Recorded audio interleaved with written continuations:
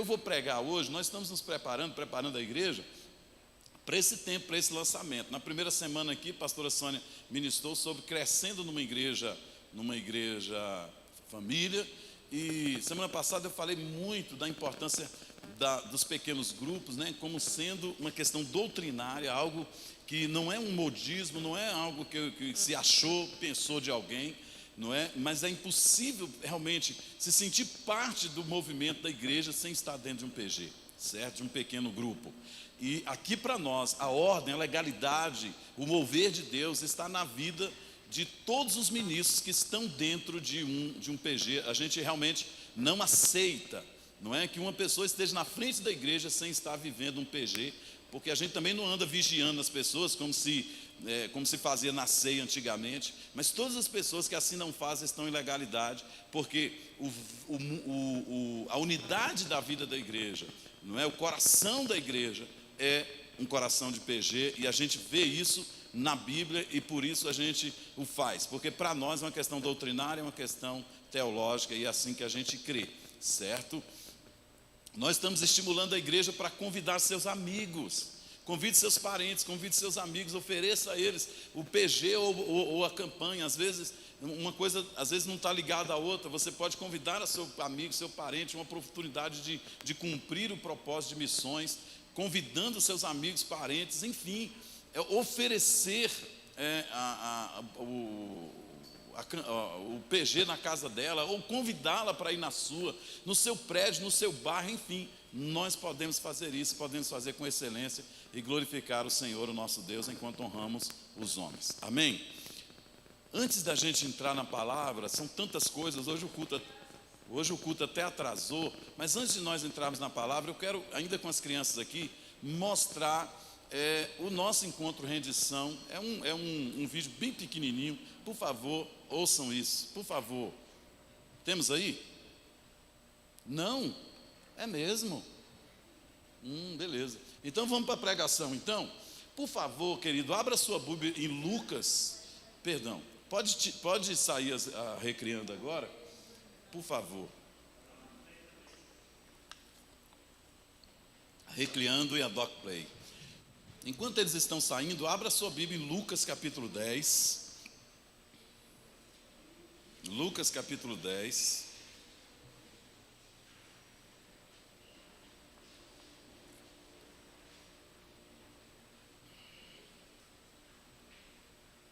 Esse texto é um dos textos muito mais conhecidos da Bíblia Sagrada por tantas pessoas que às vezes até não estão em contexto de igreja, certo?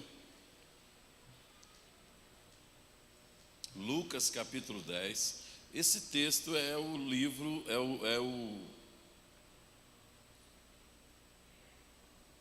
a parábola do bom samaritano. Nós vamos ler a partir do verso 25, Lucas 10, 25.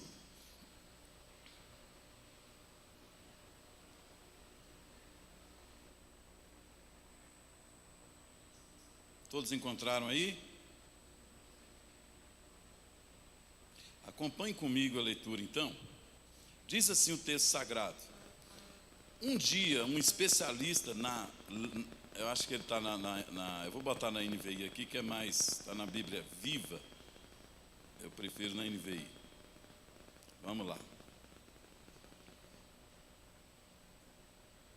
Certa ocasião, um perito na lei levantou-se para pôr Jesus à prova e lhe perguntou: mestre, o que preciso fazer para herdar a vida eterna? O que está escrito na lei? Respondeu Jesus. Como você a lê? Ele respondeu: ame o Senhor, o seu Deus, de todo o seu coração, de toda a sua alma e de todas as suas forças e de todo o seu entendimento, e ame o seu próximo como a ti mesmo. Aqui está o grande mandamento nesse versículo aqui. 28, disse Jesus: você respondeu corretamente, vá e faça isso e viverá. Mas ele, querendo justificar-se, perguntou a Jesus: e quem é o meu próximo? Em resposta, Jesus disse: Um homem descia de Jerusalém para Jericó quando caiu nas mãos de assaltantes. Esses lhe tiraram a roupa, espancaram-no e se foram, deixando-o quase morto. Aconteceu estar descendo pela mesma estrada um sacerdote. Quando viu o homem, passou pelo outro lado.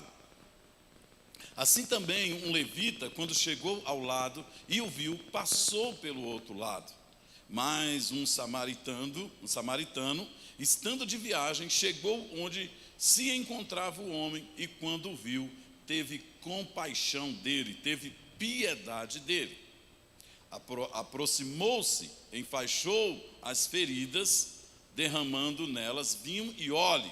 Depois colocou-o sobre o seu próprio animal, levou-o para uma hospedaria, para um hotel e cuidou dele. No dia seguinte, deu 2 denários ao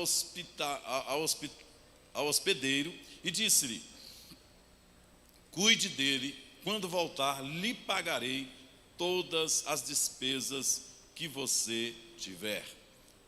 Qual desses 3 você acha que foi o próximo do homem que caiu nas mãos dos assaltantes? Aquele que teve misericórdia dele, respondeu o doutor, o perito na lei. Jesus lhe disse: vá e faça o mesmo. Vamos dizer todos juntos? Vá e o mesmo. Vamos lá? Vá e faça o mesmo. Eu sei que eu vou sentir calor, mas eu prefiro que desligue esse aparelho aqui. Por favor. Meus irmãos, vamos fazer uma oração pensando nesse texto que lemos agora? Pode ser? Pai, nós queremos agradecer ao Senhor por esta noite, por esse texto sagrado, pelo privilégio que temos aqui hoje, Senhor Jesus, de termos esta palavra em nossa língua para nós aprendermos sobre algo tão poderoso, tão especial. Nos abençoe, te pedimos em nome de Jesus. Amém, amém. Meus irmãos, como eu disse agora há pouco, nós estamos num projeto muito grande, sob a nossa perspectiva, obviamente, que é a campanha 40 Dias de Comunidade. E ali nós teremos algumas oportunidades extraordinárias que Deus nos dará. Então, você sabe que oportunidade, meu pastor diz que oportunidade, ela é assim, é um cavalo que passa com a cabeçada ali, a rédea, arriado, né, que chama, com a sela, tudo prontinho, mas ela não passa todo dia, não é? Alguém diz que sorte é quando a nossa oportunidade aparece e nós estamos preparados, nós estamos prontos. Então, o que nós estamos fazendo nessas 3 últimas semanas? Preparando os irmãos para as oportunidades que Deus nos dará de crescimento, de discipulado, certo? Então, hoje aqui, nós estamos pensando também na campanha, nos preparando para ela. O nosso tema é fé, provisão e o ministério de misericórdia. Eu estive ministrando aqui alguns meses atrás, você pode encontrar essa mensagem no YouTube, com o tema fé, provisão e justiça social. Nós falamos muito sobre esse conceito e usamos o início do tema, usando o tema da mensagem, fazendo referência também aqui ao tema do ano nosso, porque a gente acredita que fé é algo que Deus está nos dando no ano de 2021. E essa fé nos dá consciência de que Deus é o provedor tão somente, que a nossa provisão não vem em nenhuma área da nossa vida, vem do nosso esforço, vem do nosso trabalho, do nosso emprego, da nossa empresa, mas Deus, que é o maior doador, é de lá que vem a nossa provisão. Isso é certo. Com essa consciência, nós estamos abrindo o leque de que como a gente pode compreender outras áreas da nossa vida sob a perspectiva da fé e da provisão. E uma delas, irmãos, é o ministério de misericórdia. O ministério de misericórdia é algo que esperamos que cada um, ou que Deus espera que cada um de nós tenha esse ministério, que cada um de nós viva esse ministério de fato. E eu queria utilizar-me daqui desse texto aqui, porque é um dos textos mais extraordinários para falar desse ministério, desse serviço. Perceba que não é um dom, é um ministério. Ministério tem a ver com ações, com arregaçar a manga, com decisões e com fazer escolhas. O texto sagrado diz que um doutor da lei procura Jesus para testá-lo e pergunta para ele: como eu faço para herdar a vida eterna? Jesus então pergunta para ele sobre as Escrituras, como ele lê nas Escrituras, como alguém pode viver, e ele então faz um resumo de toda a Torá, de toda a lei, que é o grande mandamento: amarás ao Senhor teu Deus de todo o teu coração, de toda a tua força, de toda a tua alma e com todo o teu entendimento, e o teu próximo como a ti mesmo.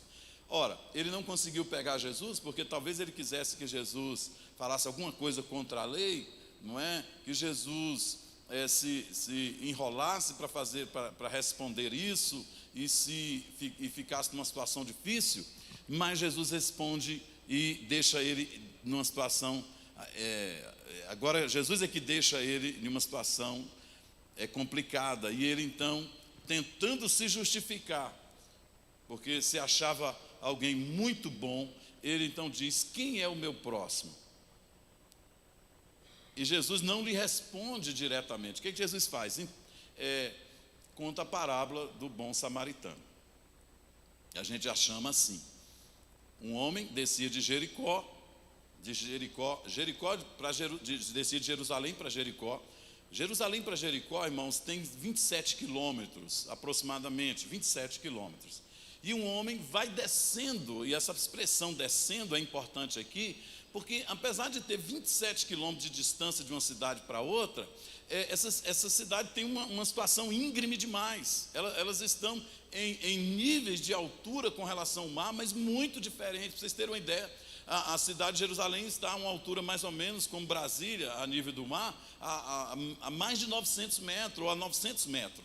Já a cidade de Jericó está a 300 metros a nível do mar Mediterrâneo. Olha para você ver que em 27 quilômetros é uma descida muito grande, não é?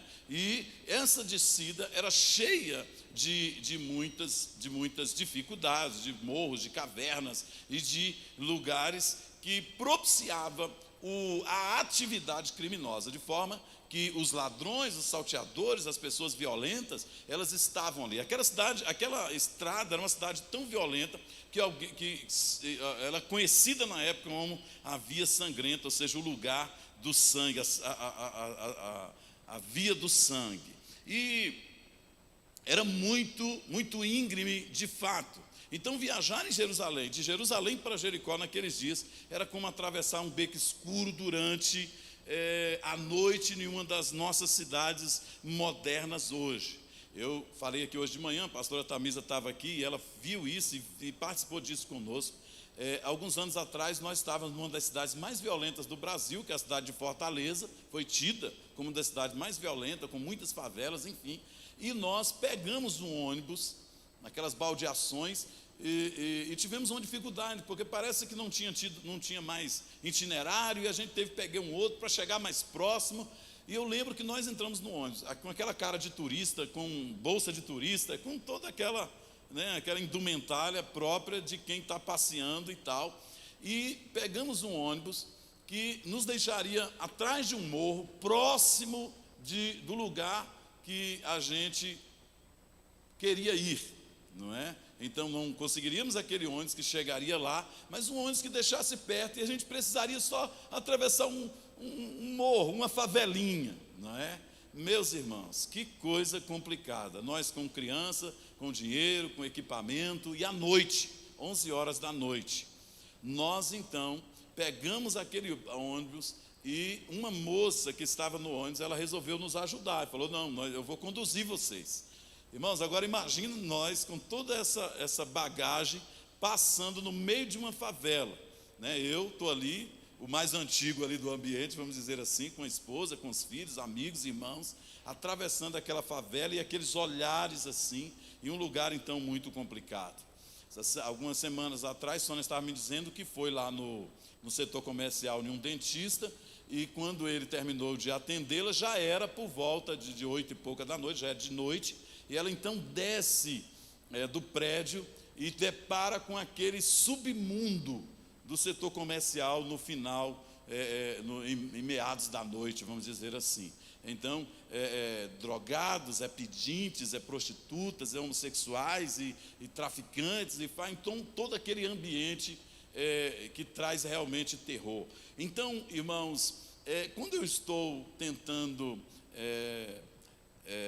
contextualizá-lo, eu diria até que é muito mais complicado esse ambiente de Jerusalém para Jericó do que qualquer um desses que eu mencionei aqui.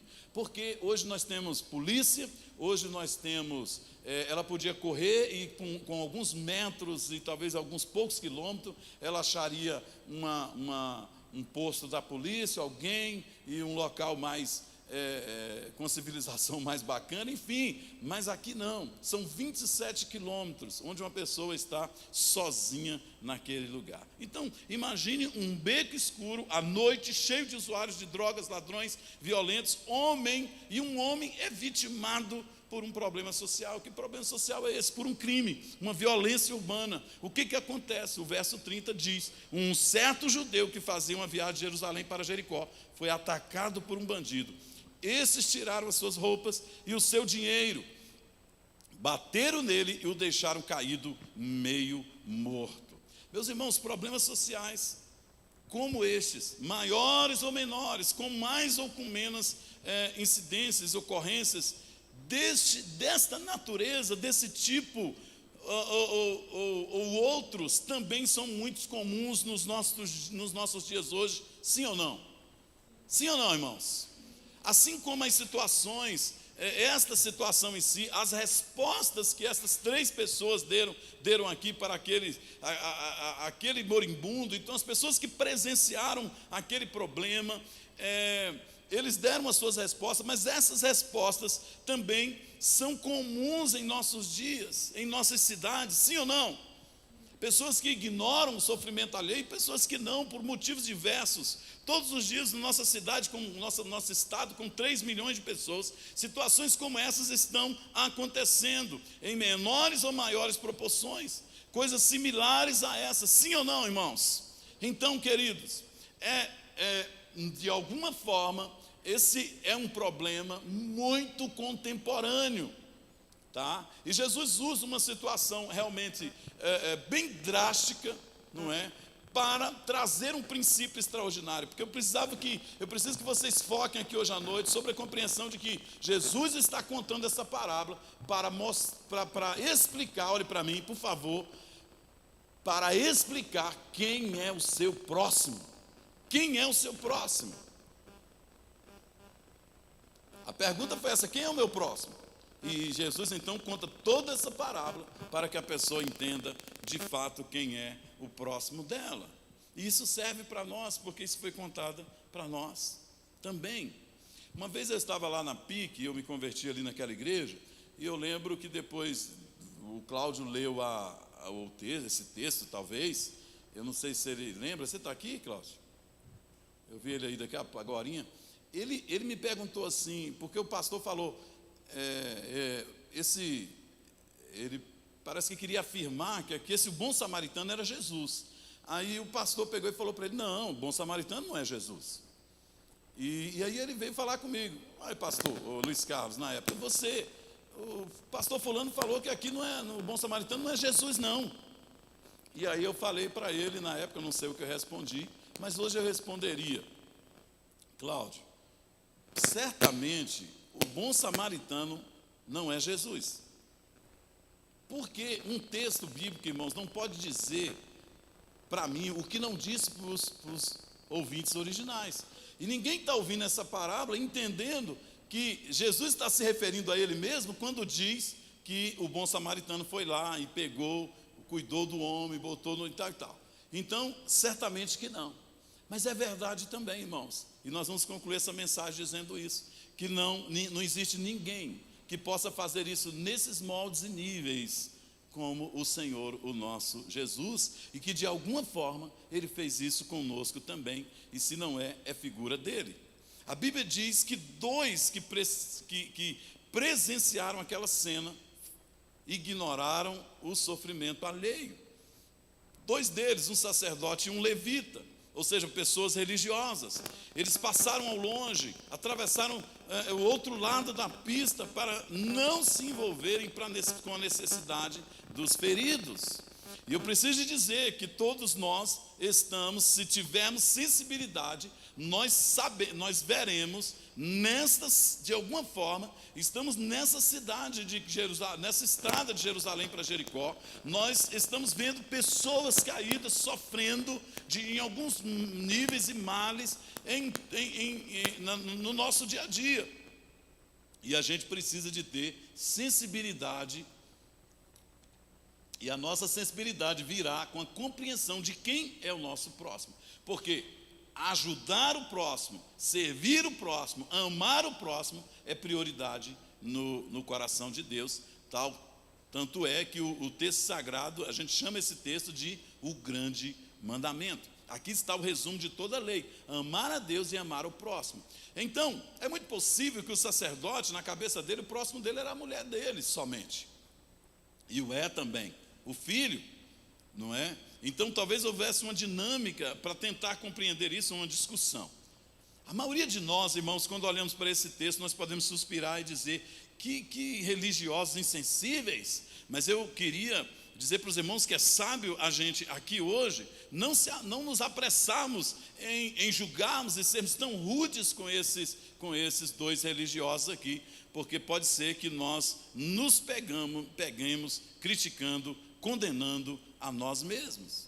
Imagine você numa situação mais ou menos como essa. Você está em um atalho e num beco escuro, na noite, e de repente você encontra um homem caído, uma mulher, uma criança. Você está com medo e pensa que um grupo de marginais pode estar ali logo à frente e você poderá ser a próxima vítima, não é? Então o que você faz? Você escolhe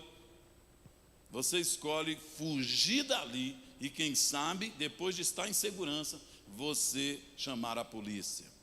Nem sempre isso é possível, mas ali, naquela situação, era uma situação que esse retrato é verdadeiro. Eles estão bem longe da cidade, estão num lugar onde o Estado talvez esteja ausente por causa das limitações daqueles dias. Outra coisa que pode justificar a indiferença desses dois religiosos com relação ao sofrimento daquele homem é a própria vida religiosa deles. De acordo com o texto de Números, 19, 11 e 16, irmãos, se um sacerdote tocasse, ou mesmo um levita tocasse num cadáver, ele ficava impuro por 7 dias. Ele ficava excluído do culto que ele trabalhava. Ele dependia por exemplo, há um autor que diz que ele dependia dos dízimos para comer, ele e a sua família, os dízimos que vinham dos levitas. Mas ele agora não pode ministrar, não pode tomar do sacrifício, não pode tomar dos dízimos. Ele então tinha que se expor diante de uma coletividade para passar por 7 dias cerimoniais para se tornar puro de novo para o trabalho. E ele então talvez tenha dito: eu não vou entrar nisso, porque isso pode me excluir da vida da congregação, da vida religiosa.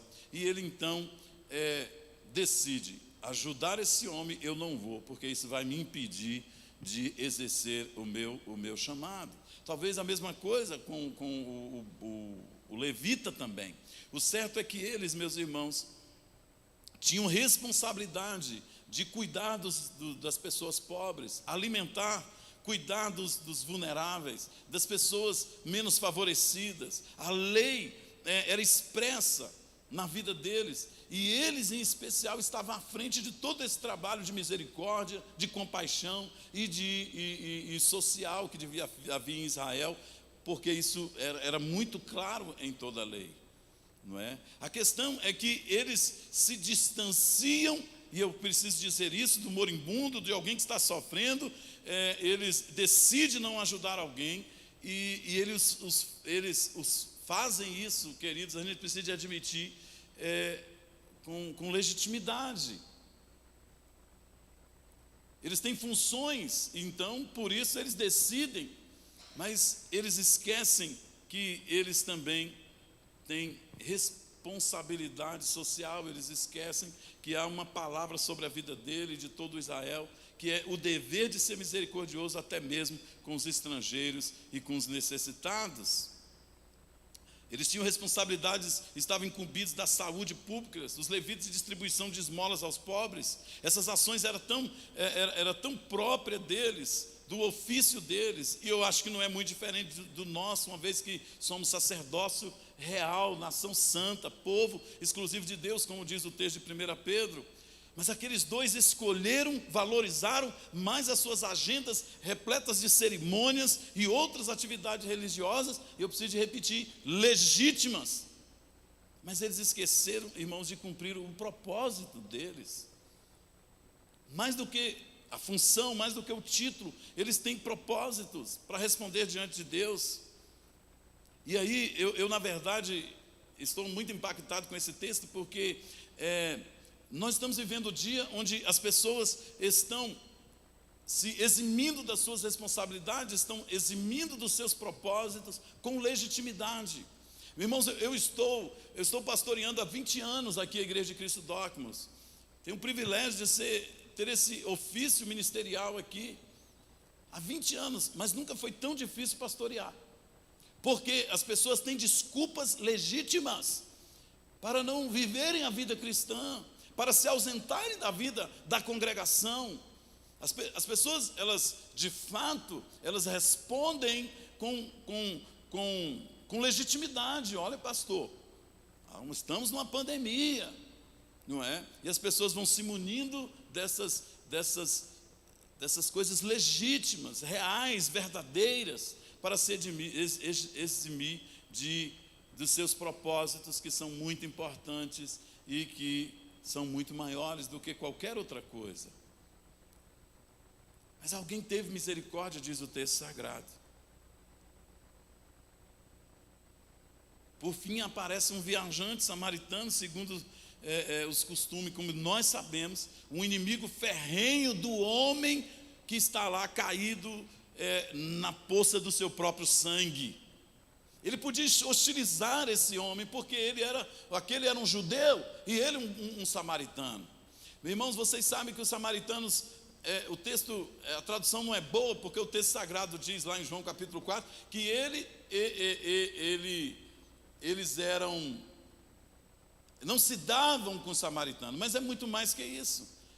Os judeus odiavam os samaritanos, irmãos. Eles se odiavam. Em João capítulo 8, verso 48, você pode conferir, uma vez eles decidiram que iam hostilizar Jesus ao extremo, ao máximo. Eles ficaram com muito ódio de Jesus, então eles procuraram um nome que pudesse retratar o desprezo, o ódio deles para com Jesus. Então, o adjetivo primeiro que veio na língua deles foi qual? Samaritano. Você é um samaritano. Porque ninguém, irmãos, poderia ser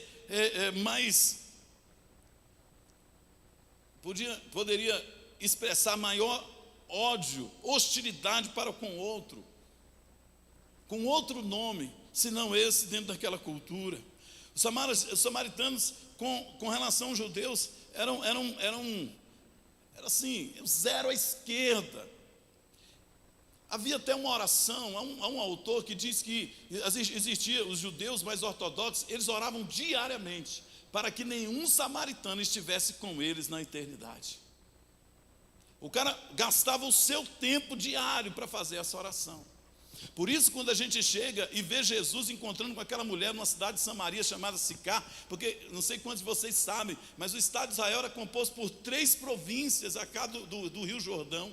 Ao norte, a província da Galiléia; ao sul, a província, o estado da Judéia; e ao centro, o estado de Samaria. E o texto sagrado que diz que era necessário Jesus passar em Samaria. Eu fiz uma pregação sobre isso há muitos anos atrás, porque a necessidade não é só geográfica, a necessidade é de compaixão. O texto sagrado diz que Jesus vem da Galileia e ele quer passar, ele tem que passar em Samaria. Ele tem, geograficamente, ele podia dar o jeito dele. Ele tem, por causa de um coração misericordioso, um coração bondoso. E a Bíblia diz que ele chega num lugar onde tem um poço e ele encontra uma mulher. Além de samaritana, aquela mulher tinha vida questionável, integridade questionável. E naquele poço, Jesus encontra com ela e conversa com ela e a surpreende. Porque o texto sagrado diz que ela diz assim: Senhor, como sendo tu judeu, conversa comigo que sou mulher samaritana? Porque aquela mulher, até entre os samaritanos, ela era uma pessoa à margem da sociedade. Mas Jesus, ao meio-dia, naquele horário, vai encontrar com ela, enquanto os seus discípulos foram atrás de comida. E naquela pompa de desprezo, quem sabe até mesmo dos seus discípulos, ele se surpreende quando chega e vê Jesus conversando com a samaritana, e ele fala com ela. Alguém fica pensando: pastor, como é que é isso? É muito difícil entender essas coisas mesmo, porque a Bíblia é parte do pressuposto que a gente já sabe de tudo isso. Como vocês sabem, irmãos, a palavra do Senhor nos mostra claramente que o povo de Israel, depois do governo de Davi, de Salomão, no filho de Salomão, Roboão, o reino de Israel foi dividido em dois reinos, o reino do sul e o reino do norte. O reino do sul ficou aqui duas tribos e meia, a tribo de Judá, de Benjamim, porque havia uma promessa que o cetro, a coroa, né, ficaria com os judeus, com a tribo de Judá, não é? E aquelas duas tribos ficam com Roboão, que é o Judá e também os Benjamins e os levitas, parte dos benjamins e levitas, e eles ficam ali no reino do sul, com a capital de Jerusalém, sacrificando, fazendo o templo. Você vai ver que o livro de Reis vai contar a história de dois reinos consecutivamente ali, o reino do sul e o reino do norte. A capital do reino do norte é em Samaria. Você vê o ministério do Elias, por exemplo, sendo exercido no reino do norte, no reino de Samaria. Não é? E quando eles dividem a partir do reinado do Roboão, filho de Salomão, eles então, ainda que eles fiquem ali um pouco assim, ligado ainda na Torá, nos escritos, então, eles rejeitam o lugar da adoração e também o ministério dos levitas, o ministério dos sacerdotes legítimos determinados pela lei. E eles próprios produzem os seus próprios sacerdotes, seu próprio altar, e no Monte Gerizim eles fazem então seus altares ali, e eles começam a se envolver em uma idolatria, numa coisa que não tem nada a ver com Deus, e aquele reino então sofre muito por isso. Um dia Deus decide que aquele reino deveria ser destruído. Se você ler esses textos que eu falei, Crônicas e Reis, você vai ver essa dinâmica. E quando chega no ano 722 antes de Cristo, o rei da Síria, o imperador da Síria, ele entra em Samaria, ele entra no reino do norte, destrói o reino do norte. E eles, como os sírios, o império sírio tinha uma característica muito perspicaz, muito inteligente para destruir com um povo. O que eles faziam? Eles tornavam aquele povo descaracterizado enquanto nação. Eles mexiam na questão étnica, na questão da raça, porque eles traziam outros colonos de outros países que dominavam e colocavam junto com colonos de países diferentes, de raças diferentes juntas, para eles se envolverem então. Tanto na questão do casamento, da língua, do mercado, enfim, isso trazia um sincretismo religioso, uma miscigenação de raça, entre outros prejuízos que ia descaracterizando aquele povo. O povo de Israel começou a ser então, foi sendo descaracterizado, e quanto mais eles foram se descaracterizados, eles foram desaparecendo como nação pura, como povo genuinamente. Eles passa a ter uma religião confusa, uma religião que considera algumas coisas, outras não. E aí, irmãos, esse povo começa a ser odiado por essa nação de cá. não é? Que já aí em 1500 e alguma coisa, 135 anos depois, também é levada para o cativeiro pelo o rei Nabucodonosor, levado para a Babilônia pelo Império Caldeu. Essa coisa trágica que acontece com esses dois povos, como vocês sabem, gerou esse povo altamente hostil, porque Deus conserva o povo judeu, não é? Essa tribo de cá. Aos poucos a gente vê na Bíblia, volta e meia, pessoas das outras tribos voltando, pessoas que têm um coração em Deus e querem viver a vida de Deus, voltando do reino do norte, voltando. E aí por isso que hoje a gente sabe que em Israel tem todas as tribos ali, mas o reino do norte desapareceu de uma vez por todas. E esse reino de alguma forma deu origem a esses samaritanos que o povo judeu odeia. E aí quando a gente chega no Novo Testamento, quando a gente chega que encontra o povo de Israel sendo dominado pelo Império Romano, o que a gente encontra? A gente encontra essa briga, essa doença, esse ódio. Mas a Bíblia diz que Jesus veio para todos, Ele é o bom samaritano. E o que Jesus faz ao contar essa parábola, irmãos? Ele conta a parábola, não colocando um judeu como o bondoso, o compassivo, o misericordioso. E aquilo foi um choque muito grande, porque quando Jesus conta aquela parábola e pergunta para o doutor da lei, quem foi o próximo daquele moribundo, daquele que foi assaltado, daquele que estava caído dentro numa poça com o seu próprio sangue? E aí o doutor da lei é obrigado a responder: aquele que dele teve misericórdia. Aquele que dele teve misericórdia. E Jesus então conclui a parábola dizendo: então vá e faça você o mesmo. Se espera, queridos, que a gente responda com misericórdia, com compaixão, porque foi aquele que ofereceu a amizade, o amparo, que provou quem de fato é o próximo. E quem é o próximo? É aquele que está precisando de ajuda. As multidões eram atraídas para Jesus porque Jesus supria a necessidade das pessoas. É possível hoje à noite nós tirarmos aqui lições importantíssimas dessa parábola de Jesus.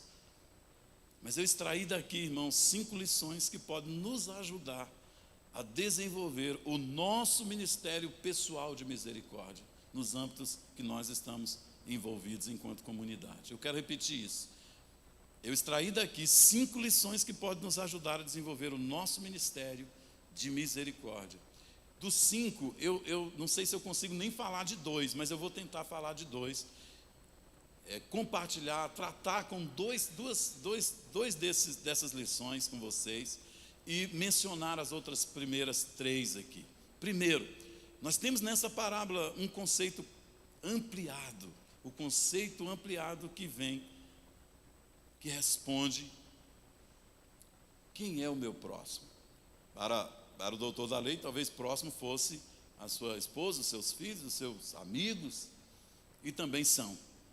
Mas Jesus está dizendo: seu próximo é todo mundo que está sofrendo. Se tem alguém sofrendo, e se nós tivermos sensibilidade, nós vamos encontrar. Se tem alguém sofrendo perto de você, então você tem que agir com o grande mandamento que resume toda a lei: amá-lo com todo o seu coração, amá-lo como se fosse você.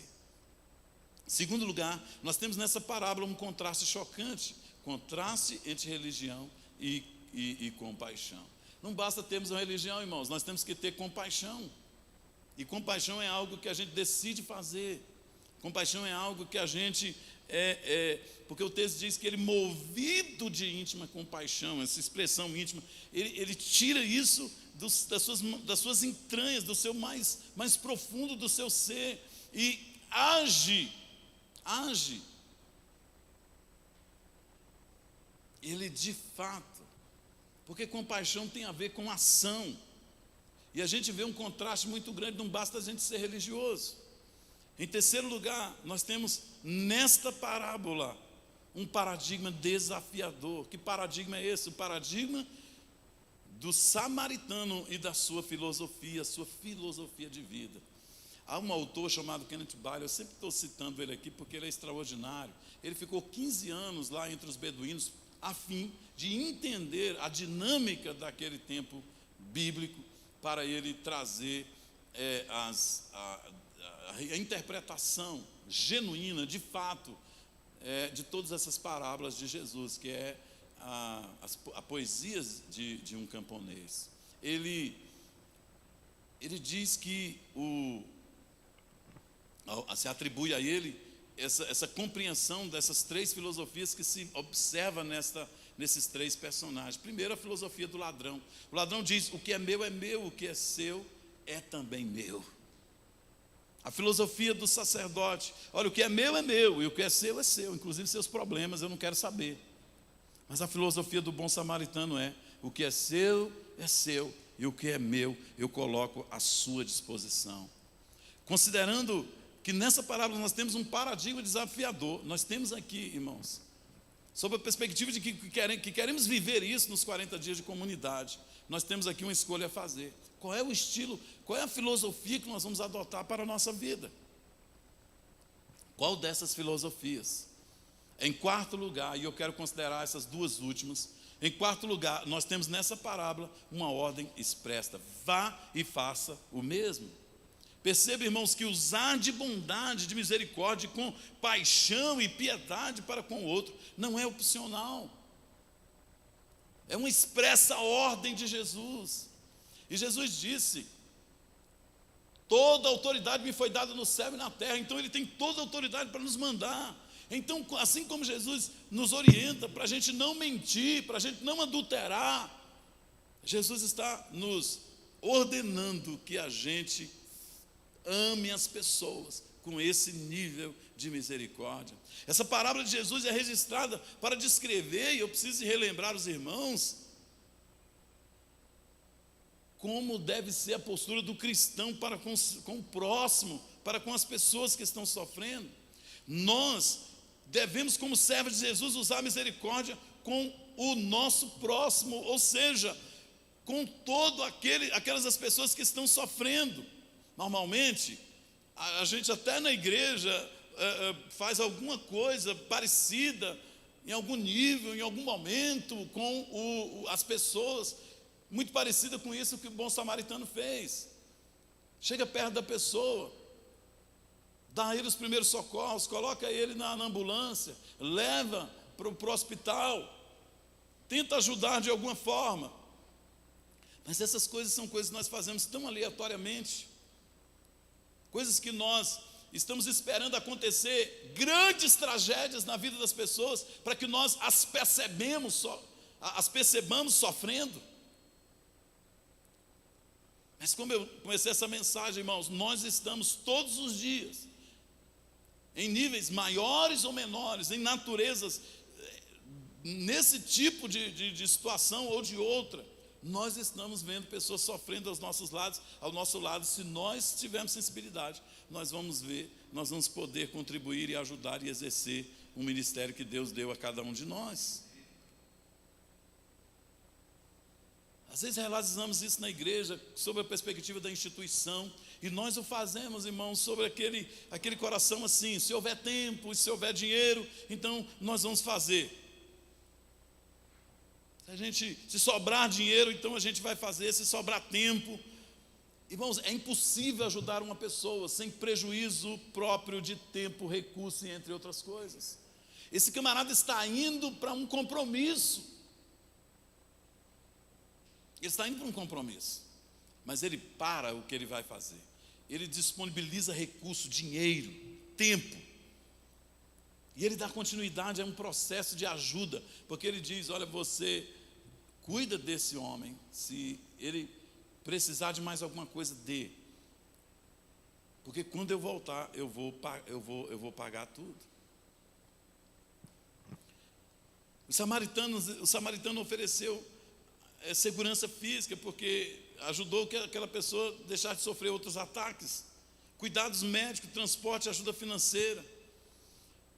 E é o Tiago, irmão, no capítulo 2, no verso 15, versos 15 e 16, que diz: se um irmão ou irmã estiver necessitando de roupa ou de alimento de cada dia, e um de vocês lhe disser: você vá em paz e aqueça-se, alimente-se até satisfazer-se, sem porém lhe dar nada, o que adianta isso? O que adianta a nossa religião? 1 João capítulo 3, 17 e 18 diz: se alguém tiver recursos materiais e vendo o seu irmão em necessidade e não se compadecer dele, como pode permanecer nele o amor de Deus? Filhinhos, não amemos de palavras nem de boca, mas em ação e em verdade. Para João, para Tiago, para João, amor tem a ver com ação, e para Tiago, fé tem a ver com ação.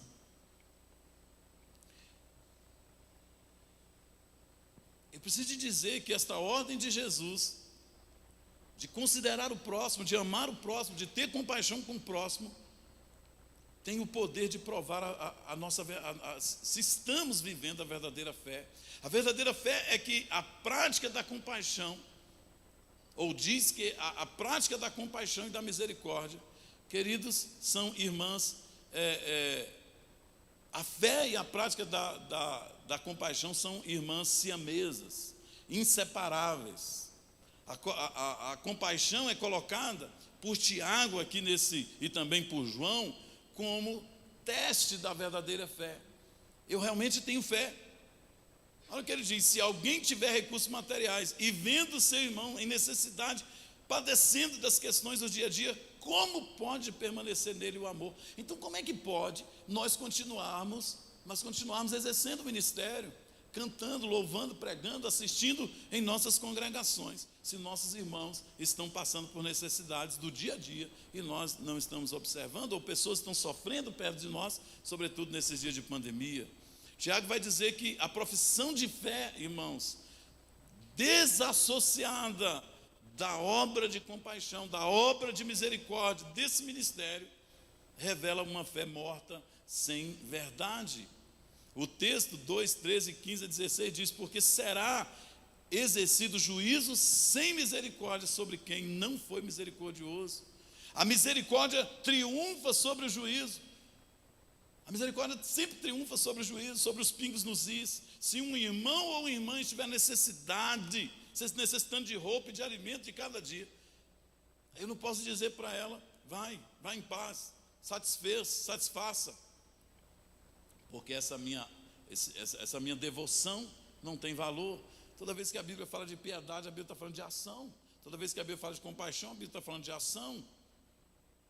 Toda vez que a Bíblia fala de fé, a Bíblia está falando de obediência. Então, se alguém diz que tem fé, esse é obediente, concernente aos mandamentos de Deus. E o mandamento é que amar ao Senhor teu Deus de todo o coração, de toda a tua alma, de todo o teu entendimento, e o teu irmão e o teu próximo como a ti mesmo. É interessante que ele não coloca irmão, coloca próximo. Os provérbios também vai ensinar esse conceito tão extraordinário que prova a autenticidade da nossa fé. O texto de Provérbios 14, 31 diz: aquele que oprime o pobre, com isso despreza o seu Criador, mas quem cuida do necessitado, trata com bondade, esse honra o Senhor. O texto de Provérbios, no capítulo 19, verso 17, fala algo nessa linha também, quando diz: quem trata bem os pobres empresta ao Senhor, e Ele o recompensará. Chamamento de Deus, irmãos, é que nós desenvolvamos um ministério de misericórdia. O ministério de misericórdia é um serviço que me enche de compaixão diante do sofrimento alheio. O texto mais claro sobre esse assunto de provar a fé é o texto de Mateus capítulo 25, a partir do verso 31.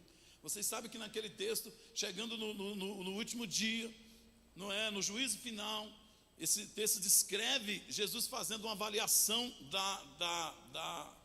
da humanidade, e Jesus diz: olha, vinde benditos meu Pai, possui a terra, possui o reino que vos está preparado antes da fundação do mundo.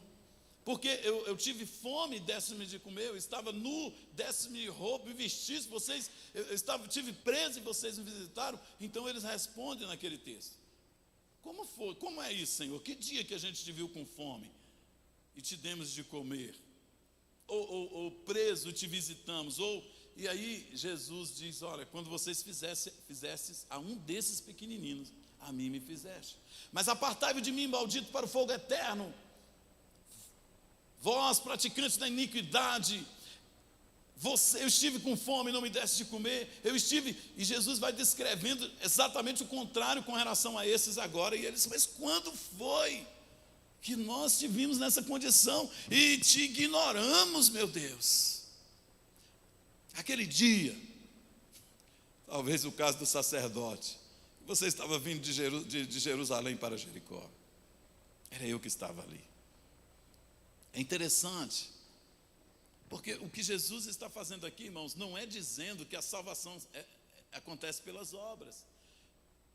O que Jesus está fazendo aqui é diferenciando os que têm fé verdadeira daqueles que não têm, daqueles que de fato tiveram uma experiência com o Senhor, uma experiência de salvação, e daqueles que não tiveram. Ele fará isso ao avaliar os nossos frutos, ou seja, a nossa preocupação com o pobre, com o preso, com o sem teto, com o sem roupa, com aquele que está com fome e com aquele que está sofrendo.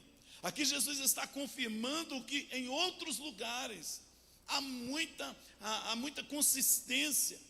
Em outros lugares da Bíblia está dizendo a mesma coisa, que nós temos que ser sensíveis, que temos que ter uma vida dedicada ao outro, que temos que ter misericórdia dos necessitados, porque isso autentica de fato a nossa fé, quando por misericórdia e amor o fazemos. Nessas obras, Jesus identifica o amor genuíno do falso amor, ou da fé genuína, da falsa fé.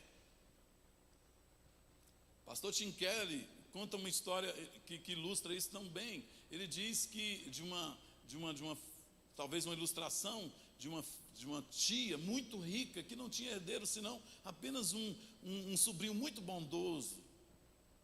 Mas ela quer conhecer o coração daquele sobrinho. Então um dia ela decide: eu vou me vestir de sem teto, de mendiga,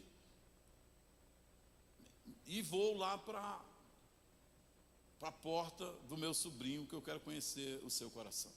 E ela chega lá e é maltratada, com palavras de escárnio, de desprezo, de violência. Nesta hora ela fica se conhecendo, sabendo o verdadeiro caráter do sobrinho que ela queria abençoar. Eu disse aqui para vocês, irmãos, que tem 4 grupos de pessoas na Bíblia que Deus está brigando por elas. Deus se fez pai delas, que são os órfãos, as viúvas, o pobre e o estrangeiro. Não sei quantos de vocês sabem, a partir do ano de 2014, mais de 80 etnias diferentes vieram para o nosso país, atrás de ajuda, atrás de recurso, atrás de asilo, de alguma forma. O caso, talvez ilustrativo apenas, dessa tia e desse sobrinho, mostra para a gente que Deus da mesma forma se enfurece conosco quando temos uma cara para Ele e uma cara diferente para os necessitados. Isso deve incomodar a gente como incomoda-nos o pecado.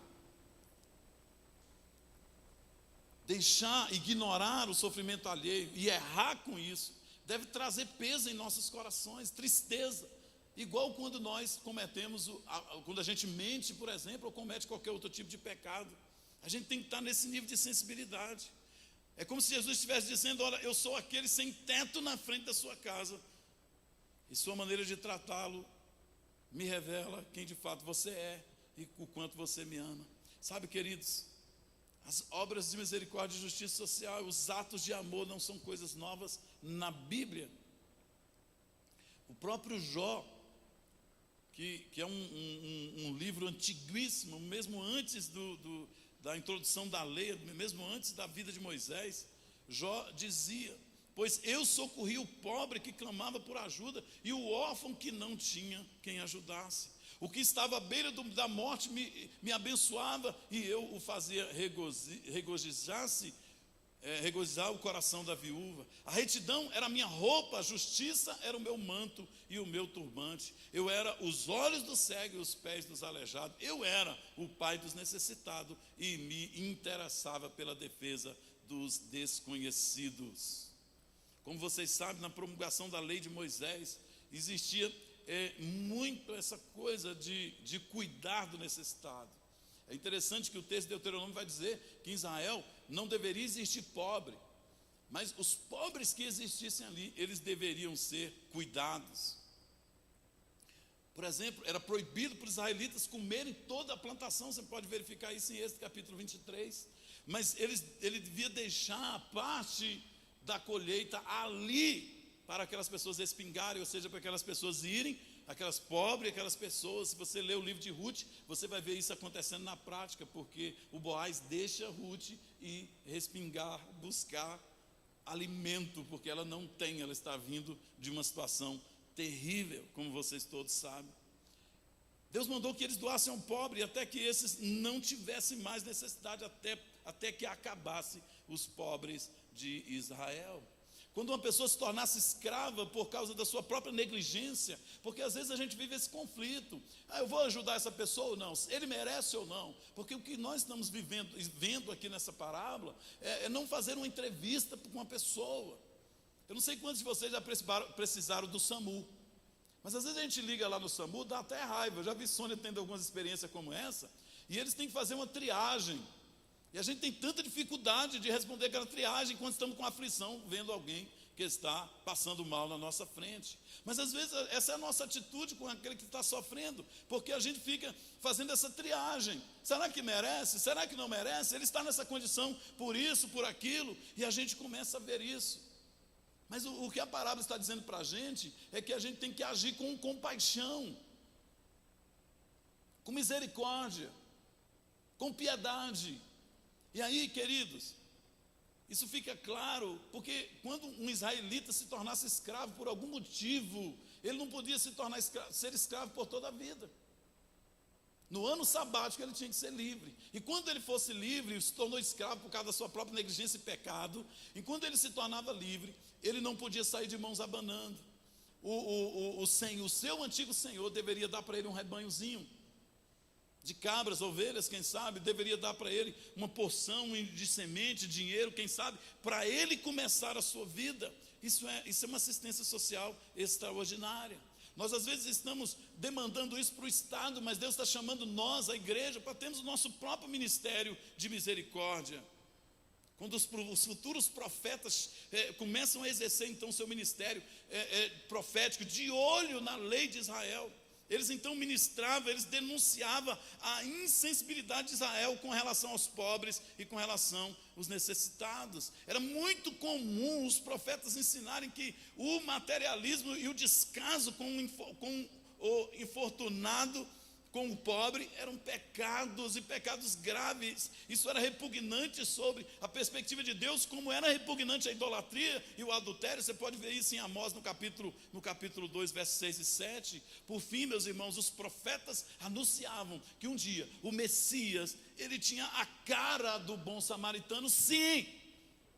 Ele seria conhecido como alguém cheio de graça, cheio de bondade, cheio de misericórdia, cheio de amor, tanto para quanto todos estivessem sofrendo, mas principalmente para com o pobre. É Jesus que abre o seu ministério na sinagoga, lendo o texto de Isaías 61, que diz: o Espírito do Senhor me ungiu e está sobre mim, porque o Senhor me ungiu para levar as boas notícias aos pobres, enviou-me para cuidar dos que estão com coração quebrantado, anunciar liberdade aos cativos e libertação, libertar aqueles que estão em prisões, proclamar o ano aceitável do Senhor, ou seja, o ano do jubileu.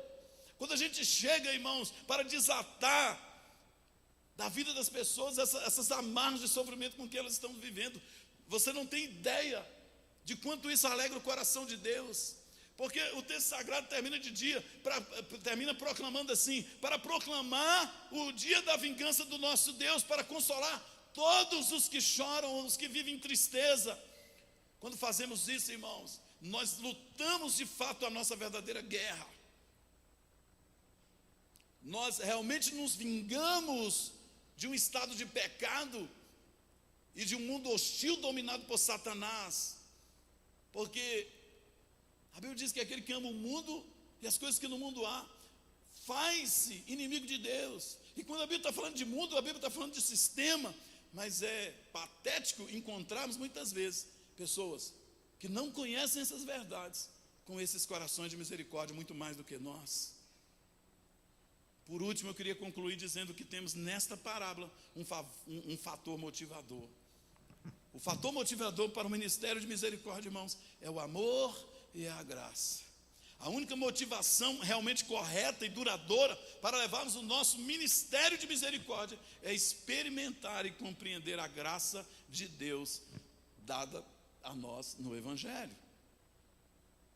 Saber que somos pecadores salvos, que não merecemos, mas que isso aconteceu pela graça, nos faz receptivos e generosos para com os marginalizados, indesejados, que estão em situação de vulnerabilidade, de pobreza, de sofrimento, etc. O ministério de misericórdia não pode ser ativado por medo hoje à noite. Não pode ser ativado por culpa, não pode ser ativado por vergonha, não pode ser ativado por vanglória ou por coisa do tipo, ou porque queremos parecer ter ou ser bem visto, como fazem muitos políticos. O ministério de misericórdia, irmãos, ele só vai durar em nossas vidas e terá o benefício no mundo do Espírito que esperamos no coração de Deus, é se nós o fizermos com a consciência do princípio que fomos atingidos, que é o princípio do amor e da misericórdia. Que Deus ative o nosso ministério de misericórdia hoje, na Igreja de Cristo Docmas, e que nesses dias de 40 dias de comunidade, irmãos, a gente viva isso em níveis extraordinários. Qual deve ser a verdadeira mola propulsora da misericórdia em nossa vida, em nossa igreja, em nossa casa, em nossa família? Deve ser a graça de Deus. O doutor da lei, ele confronta Jesus nesse texto. Ele era um legalista. Ele achava que seus esforços morais lhe garantiam favor de Deus. Ele era um justificador de si mesmo, porque ele, querendo justificar-se, diz o verso 29, Jesus então lhe mostra a sua insuficiência para herdar a vida eterna, para ser justificado diante de Deus. Ele apresenta um retrato do verdadeiro amor e da verdadeira misericórdia para com o próximo, que é exigido na lei de Deus e também no Evangelho. Nós não podemos hoje à noite, irmãos, perder de vista que a intenção de Jesus aqui ele queria nos mostrar quem é o nosso próximo, o que a gente deve fazer com ele. Ele queria desmontar esse doutor da lei com uma imagem de amor tão altruísta, tão sublime, tão profunda, ao nível do impossível. Imaginar um bom samaritano servindo um judeu vítima de um crime bárbaro em uma grande cidade ou num lugar tão hostil daquele, é imaginar algo completamente impossível. É imaginar algo, irmãos, que só pode ser visto e feito pela pessoa de Jesus. Então eu respondo a indagação que fez o Cláudio naquela época. Só Jesus, de fato, pode viver esse nível de compaixão, de misericórdia e de graça. Só Jesus pode viver esse nível de ação.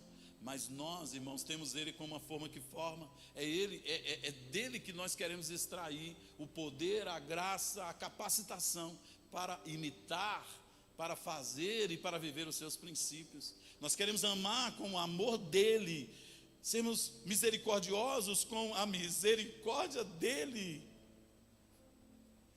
Meus irmãos, é o Senhor Jesus que diz: bem-aventurados são os pobres de espírito, pois deles é o reino de Deus. Só deles. Em nenhum lugar aqui, em nenhum lugar absolutamente, nós vamos ver Jesus dizendo que alguém pode chegar ao céu fazendo essas coisas, mas aqueles que ao céu estão indo, eles vivem desses moldes, de olho no autor e consumador da sua fé. Aqueles que indo para o céu eles estão dizendo: Deus, eu quero ser como tu, eu quero ter um coração igual ao teu, meu Deus. Eu quero viver na perspectiva do céu, meu Deus. Mas a gente precisa admitir, irmãos, como disse o profeta Isaías no livro dele, em 64. A gente precisa admitir hoje que, como disse Deus, as nossas melhores obras são trapos de imundície. Sabe o que é isso? São absorventes femininos, usados.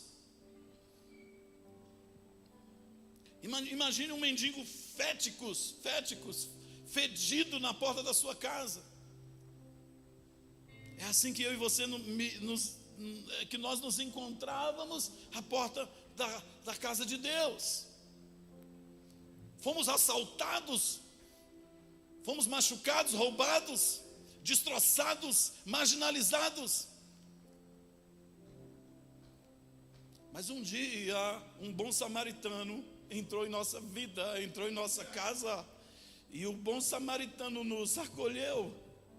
Eu queria que você ficasse de pé, porque esse bom samaritano, irmãos, ele deixou a sua glória, ele esvaziou o céu. Esse bom samaritano, irmãos, que é o nosso modelo hoje à noite, deixou o esplendor da sua glória, como diz aquela canção antiga. E veio estar conosco aqui. O texto de 2 Coríntios capítulo 8, 9 e 10 na NVI diz: pois vocês conhecem a graça do nosso Senhor Jesus Cristo, que sendo rico se fez pobre por amor de vocês, para que por meio da sua pobreza vocês se tornassem ricos. Você é rico agora. O pecado nos tinha deixado falidos, derrotados à beira do caminho, em uma estrada de Jerusalém para Jericó, sem esperança. Mas Ele se aproximou de nós, Ele se aproximou de mim e de você. Aleluia! Ele atou nossas feridas. Aleluia! Com seu sangue nos purificou e com seu óleo nos ungiu. Ele nos tirou do encharcado de lodo e de podridão e nos colocou numa rocha maior que nós. Quantos se identificam com isso hoje à noite? Aleluia! Ele então nos levou para um lugar mais alto que nós, e Ele diz: ei, tu és meu filho amado.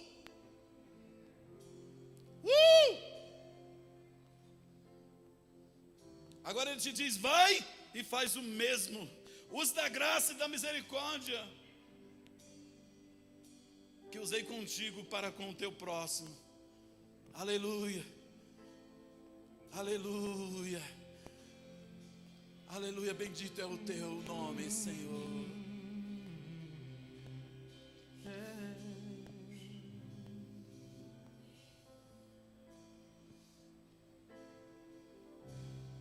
Vivo preocupado só em como devo agir. Sou minha própria obsessão.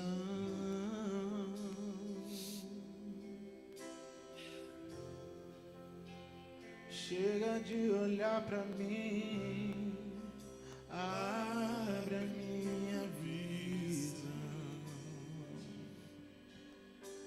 Essa é a sua oração hoje à noite? Quero me entregar por inteiro ao teu agir. Põe o teu amor em meu coração.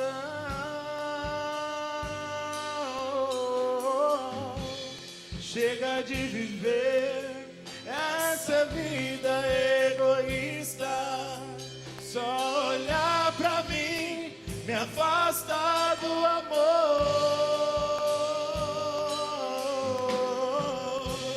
Chega de viver essa vida egoísta. Só olhar pra mim me afasta do amor. Se essa é a sua canção, levante a mão e diga isso a Ele.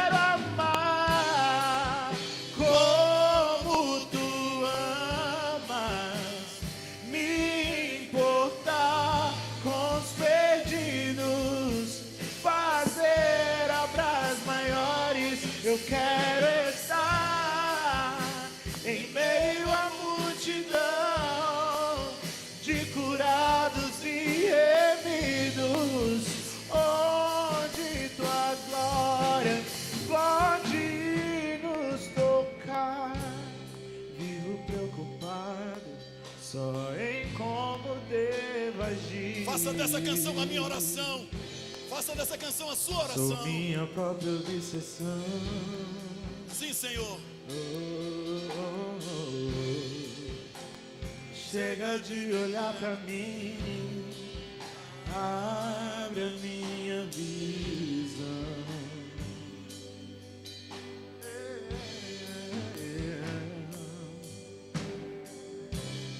Quero me entregar por inteiro ao teu agir. Põe o teu amor em meu coração.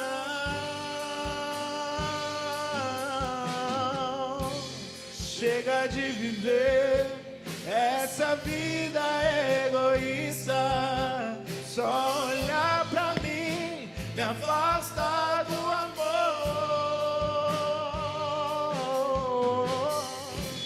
Chega de viver essa vida egoísta. Só olhar pra mim me afasta do amor. Diga isso. Eu quero amar como tu amas, me importar com os perdidos, fazer obras maiores. Eu quero estar em meio à multidão de curados e remidos, onde tua glória. Sabe, irmãos, como desenvolver um ministério pessoal de misericórdia? Comece pela sua família. Comece com a sua casa. O ministério de misericórdia pode ser desenvolvido a partir e com a sua família. Há muitas pessoas sofrendo na sua família, na sua casa. Então use a sua família para servir os seus parentes. Comece por aí. Alguém um dia perguntou para a Madre Teresa de Calcutá: olha, Madre, eu quero mudar o mundo, eu quero ajudar o mundo. E ela disse: então volte para sua casa e cuide da sua família. Não seria uma resposta da própria palavra de Deus? Diz que aqueles que negligenciam o cuidado com os seus é pior do que o incrédulo e negou a fé. Pastor, como eu posso começar então a desenvolver um ministério de misericórdia? Desenvolva a partir da sua igreja local. Há muitas pessoas sofrendo, por isso a necessidade de estarmos num pequeno grupo, porque às vezes numa multidão como essa que estamos aqui, a gente não consegue precisar e está tão sensível aos problemas das pessoas. Estava vindo hoje para cá pregar pela manhã, e eu ouvi um rádio e um pastor pregando assim com uma certa dureza, dizendo: olha, há pessoas que ficam reclamando porque estão lavando louças, porque tem uma casa para limpar. E ele então disse assim com uma forma um pouco rude, ele disse: minha irmã, agradeça a Deus porque você está lavando louça, porque você teve comida para comer. Mas às vezes a gente fica tão preocupado conosco mesmo e com todas as nossas demandas, que a gente não para, a gente não tem cultura de olhar para o lado e ver que lá tem pessoas sofrendo. Por isso a necessidade, já disse, da gente estar nos pequenos grupos, porque lá a gente consegue gastar mais tempo com as pessoas. Porque quando eu der o amém aqui, em alguns minutos nós estaremos longe daqui, mas num pequeno grupo a gente pode olhar um para o outro e viver os mandamentos recíprocos, e isso será oportuno demais dentro das nossas células, nossos pequenos grupos agora em 40 dias de comunidade.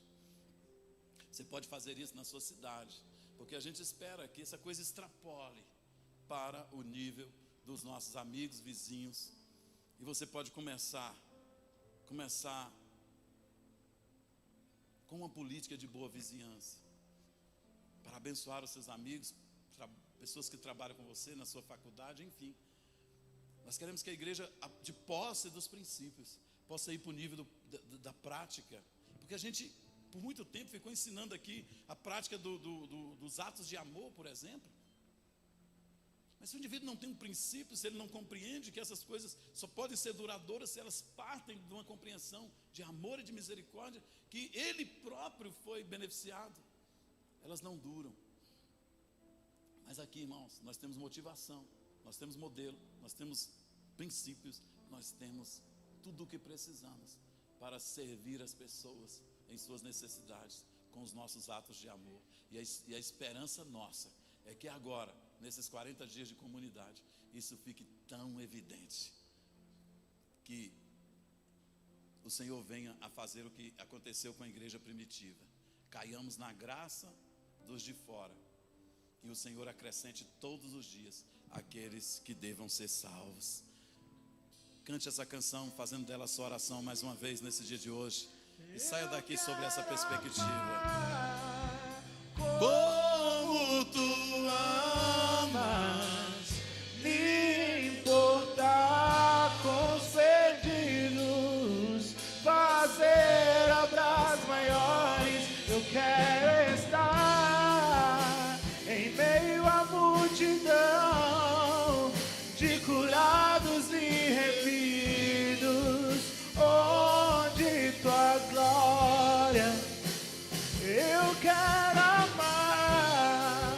Como tu amas, me importar com os perdidos, fazer obras maiores. Eu quero estar em meio à multidão de curados e remidos, onde tua glória pode. Que a graça do Pai, do Filho e do Espírito Santo seja com todos. Que Deus te abençoe e te guarde, faça resplandecer sobre ti o seu rosto, lhe dê uma semana poderosa, abençoada. Eis que eu te envio para que você vá e dê fruto. Amém, amém, amém.